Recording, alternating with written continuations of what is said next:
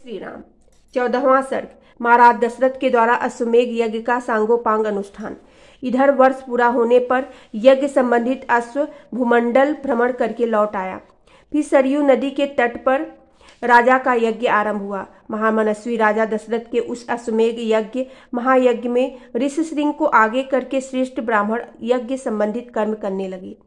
यज्ञ करने वाले सभी ब्राह्मण वेदों में पारंगत विद्वान थे, अतः वे न्याय तथा विधि के अनुसार सब कर्मों का उचित रीति से संपादन करते थे और शास्त्र के अनुसार किस कर्म से किस समय कौन सी क्रिया करनी चाहिए इसको स्मरण रखते हुए प्रत्येक कर्म में प्रवृत्त थे।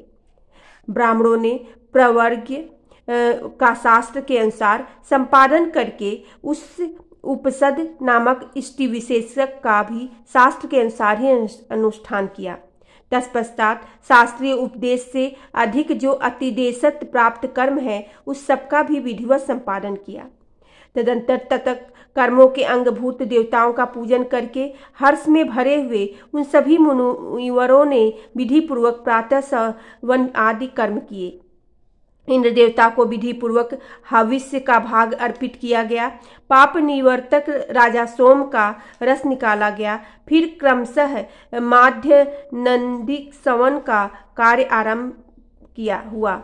तत्पश्चात उन श्रेष्ठ ब्राह्मणों ने शास्त्र से देखकर भाल कर मनस्वी राजा दशरथ के तृतीय सवन कर्म का भी विधिवत संपादन किया।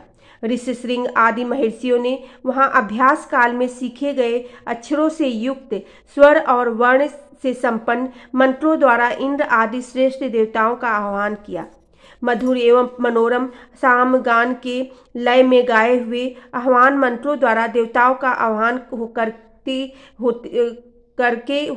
होताओं ने उन्हें उनके योग्य हविष्य के भाग समर्पित किए। उस यज्ञ में कोई अयोग्य अथवा विपरीत आहुति नहीं पड़ी, कहीं कोई भूल नहीं हुई, अनजान में भी कोई कर्म छूटने नहीं पाया, क्योंकि वहां सारा कर्म मंत्रोच्चारण पूर्वक संपन्न होता दिखाई देता था। महर्षियों ने सब कर्म क्षेम युक्त एवं निर्विघ्न परिपूर्ण किए। यज्ञ के दिनों में कोई भी ऋत्विज थका मादा या भूखा प्यासा नहीं दिखाई देता था। उसमें कोई भी ब्राह्मण ऐसा नहीं था जो विद्वान न हो और अथवा जिसके 100 से कम शिष्य या सेवक रहे हों। उस यज्ञ में प्रतिदिन ब्राह्मण भोजन करते थे तथा शूद्रों को भी भोजन उपलब्ध होता था। तामस और श्रमण भी भोजन करते थे। बूढ़े रोगी क्षत्रियों तथा बच्चे भी अश्रेष्ठ भोजन पाते थे। भोजन इतना स्वादिष्ट होता था कि निरंतर खाते रहने पर भी किसी का मन नहीं भरता था। अन्न दो, नाना प्रकार के वस्त्र दो, अधिकारियों की ऐसी आज्ञा पाकर कार्यकर्ता लोग बारंबार वैसा ही करते थे। वहां प्रतिदिन विधिवत पके हुए अन्न के बहुत से पर्वतों जैसे ढेर दिखाई देते थे। महामनस्वी राजा दशरथ के उस यज्ञ में नाना देशों से आए हुए स्त्री पुरुष अन्न पान द्वारा भली भांति तृप्त किए गए थे। श्रेष्ठ ब्राह्मण भोजन विधिवत बनाया गया है, बहुत स्वादिष्ट है, ऐसा कहकर अन्न की प्रशंसा करते थे। भोजन करके उठे हुए लोगों के मुख से राजा का सदा यही सुनते थे कि हम लोग खूब तृप्त हुए, आपका कल्याण हो। वस्त्र आभूषणों से अलंकृत हुए पुरुष ब्राह्मणों को भोजन परोसते थे और उन लोगों की जो दूसरे लोग सहायता करते थे उन्हें भी विशुद्ध मणिमय कुंडल धारण कर रखे थे। एक सवन समाप्त करके दूसरे सवन के आरंभ होने से पूर्व जो अवकाश मिलता था उसमें उत्तम वक्ता धीर ब्राह्मण एक दूसरे को जीतने की इच्छा से बहुतेरे युक्तिवाद उपस्थित करके शास्त्रार्थ करते थे। उस यज्ञ में नियुक्त हुए कर्म कुशल ब्राह्मण प्रतिदिन शास्त्र के अनुसार सब कर्मों का संपादन करते थे।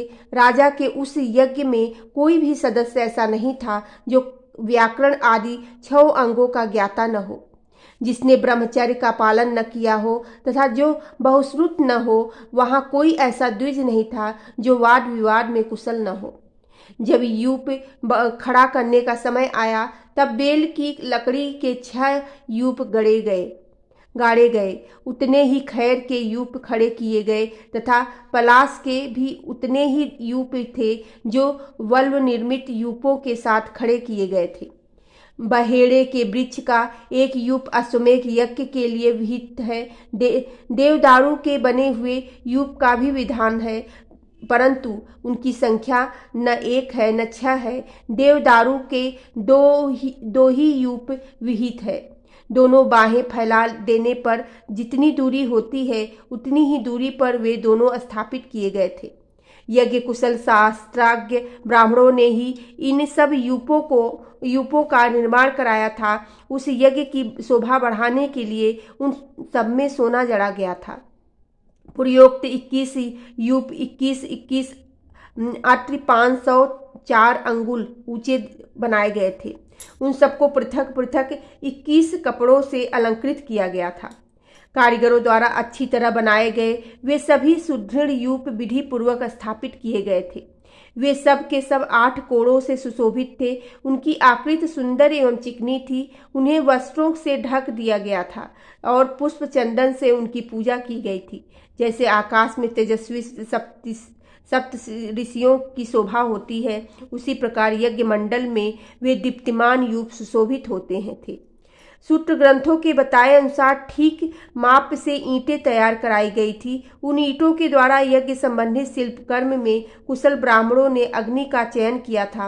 राजा राज सिंह महाराज दशरथ के यज्ञ में चयन द्वारा संपादित अग्नि की कर्म कांड कुशल ब्राह्मणों द्वारा शास्त्र विधि के अनुसार स्थापना की गई।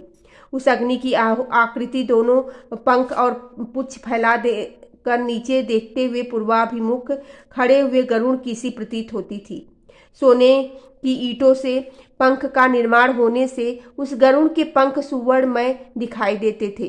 प्रकृत अवस्था में चित्त अग्नि के 6 प्रस्तार होते हैं, किंतु अश्वमेघ यज्ञ में उनका प्रस्तार 3 गुना हो जाता है। इसलिए वह गरुड़ाकृत अग्नि 18 प्रस्तारों में से युक्त थी। वहां प्रयुक्त यूपों में शास्त्र विहित पशु, सर्प और पक्षी विभिन्न देवताओं के उद्देश्य से बांधे गए थे।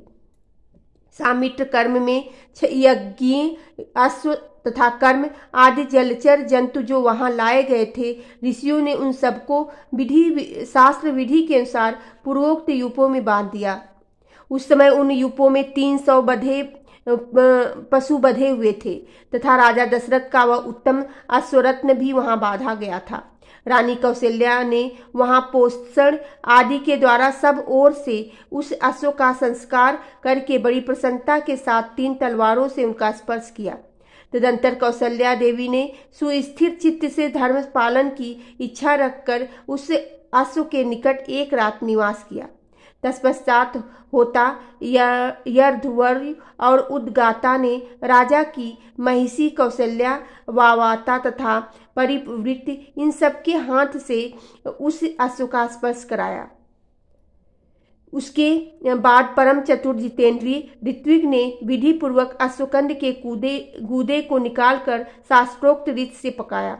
तत्पश्चात उस गूदे की आहुति दी गई। राजा दशरथ ने अपने पाप को दूर करने के लिए ठीक समय पर आकर विधि पूर्वक उनके धुएं की गंध को सूंघा। उस अश्वमेघ यज्ञ के अंगभूत हो जो हवनीय पदार्थ थे, उन सबको लेकर समस्त 16 ऋत्विज ब्राह्मण अग्नि में विधिवत आहुति देने लगे। अश्वमेघ के अतिरिक्त अन्य यज्ञों में जो आहुति दी गई जाती है वह पाकर भी शाखाओं में रख दी जाती है, परंतु अश्वमेघ यज्ञ का हविष्य वेद की चटाई में रखकर देने का नियम है। कल्प सूत्र और ब्राह्मण ग्रंथों के द्वारा अश्वमेघ के 3 सवनीय दिन बिताए गए। उसमें से प्रथम दिन जो सवन होता है उसे चातुष्टोम कहा गया है।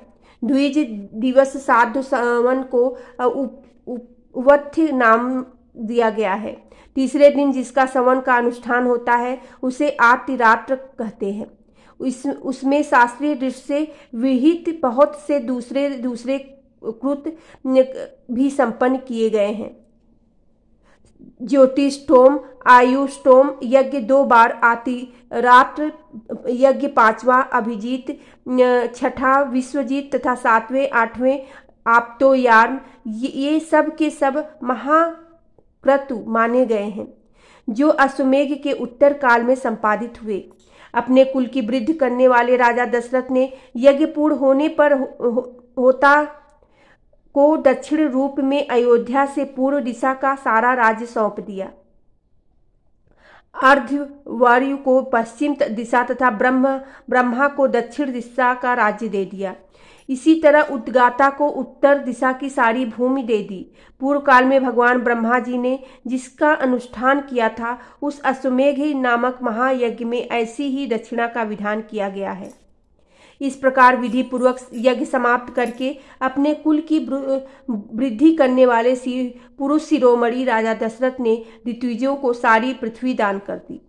यूं दान देकर इक्ष्वाकुल नंदन श्री राम महाराज दशरथ के हर्ष की सीमा न रही, परंतु समस्त ऋत्विज उन निष्पाप नरेश से इस प्रकार बोले, महाराज, अकेले आप ही इस संपूर्ण पृथ्वी की रक्षा करने में समर्थ हैं।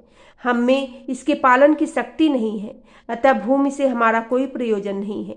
भूमिपाल, हम तो सदा वेदों के स्वाध्याय में ही लगे रहते हैं, अतः आप हमें यहाँ इस भूमि का कुछ निष्क्रय ही दे दें। नृपश्रेष्ठ, मणि, रत्न, सुवर्ण, गौ अथवा जो भी वस्तु यहाँ उपस्थित हो, वही हमें दक्षिणा रूप में दे दीजिए। इस धरती से हमें कोई प्रयोजन नहीं है। वेदों के परगामी विद्वान ब्राह्मणों के ऐसा कहने पर राजा उन्हें 10 लाख गौवें प्रदान की, 10 करोड़ स्वर्ण मुद्रा तथा उससे 4 रजत मुद्रा अर्पित की। तब उस समस्त ऋत्विजों ने एक साथ होकर वह सारा धन मुनिवर ऋषि श्रृंग तथा बुद्धिमान वशिष्ठ जी को सौंप दिया। तदंतर उन दोनों महर्षियों के सहयोग से उस धन का न्यायपूर्वक बंटवारा करके वे सभी श्रेष्ठ ब्राह्मण मन ही मन बड़े प्रसन्न हुए और बोले, महाराज, इस दक्षिणा से हम लोग बहुत संतुष्ट हैं। इसके बाद एकाग्रचित होकर राजा दशरथ ने अभ्यागत ब्राह्मणों को 1 करोड़ जाम्बू नद सुवर्ण की मुद्राएं बांटी। सारा धन दे देने के बाद जब कुछ नहीं बचा तब एक दरिद्र ब्राह्मण ने आकर राजा से धन की याचना की। उस समय उन रघुकुल नंदन नरेश ने उसे अपने हाथ का उत्तम आभूषण उतार कर दे दिया। तत्पश्चात जब सभी ब्राह्मण विधिवत संतुष्ट हो गए, उस समय उन पर स्नेह रखने वाले नरेश ने उन सबको प्रणाम किया। प्रणाम करते समय उनकी सारी इंद्रियां हर्ष से विह्वल हो रही थीं। पृथ्वी पर पड़े हुए उन उदार नरवीर को ब्राह्मणों ने नाना प्रकार के आशीर्वाद दिए। तदंतर उस परम उत्तम यज्ञ का पूर्ण फल पाकर राजा दशरथ के मन में बड़ी प्रसन्नता हुई। वह यज्ञ उनके सब पापों का नाश करने वाला तथा उन्हें स्वर्गलोक में पहुंचाने वाला था। साधारणतः राजाओं के लिए उस यज्ञ को आदि से अंत तक पूर्ण कर लेना बहुत ही कठिन था। यज्ञ समाप्त होने पर राजा दशरथ ने ऋषिश्रृंग से कहा, उत्तम व्रत का पालन करने वाले मुनीश्वर, अब जो कर्म मेरी कुल परंपरा को बढ़ाने वाला हो, उसका संपादन आपको करना चाहिए। तब द्विज श्रेष्ठ ऋषिश्रृंग तथास्तु कहकर राजा से बोले, राजन, आपके 4 पुत्र होंगे जो इस कुल के भार को वहन करने में समर्थ होंगे।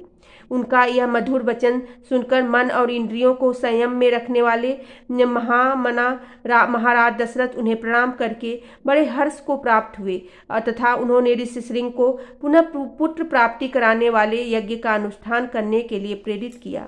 बोलो सियावेरी रामचंद्र की जय, पवन सुत हनुमान की जय।